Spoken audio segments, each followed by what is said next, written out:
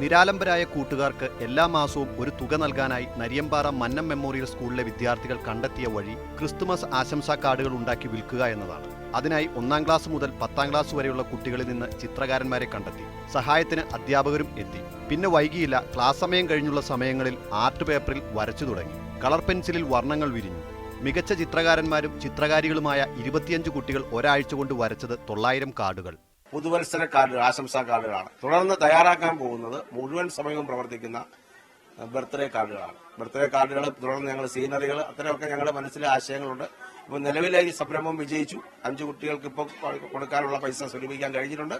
തുടർന്ന് ഈ സംരംഭത്തിലൂടെ പണം സമാഹരിച്ച് കൂടുതൽ കുട്ടികൾക്ക് പെൻഷൻ പദ്ധതി ഏർപ്പെടുത്താനാണ് ഉദ്ദേശിക്കുന്നത്. കാർഡുകളുടെ പ്രദർശനം ഒരുക്കിയ ദിവസം തന്നെ 10,000-ഓളം രൂപയുടെ കാർഡുകൾ വിറ്റുപോയി. ഒരാഴ്ച കൊണ്ട് 900 കാർഡുകളും തീർന്നു. ആവശ്യക്കാർ ഏറിയപ്പോൾ വീണ്ടും കാർഡുകൾ വരച്ചുണ്ടാക്കുന്ന തിരക്കിലാണ് ഈ കുരുന്നുകൾ. നന്മയുടെ സന്ദേശം എത്തിക്കുന്നതോടൊപ്പം നിരാലംബർക്ക് ഒരു കൈ സഹായത്തിനായി.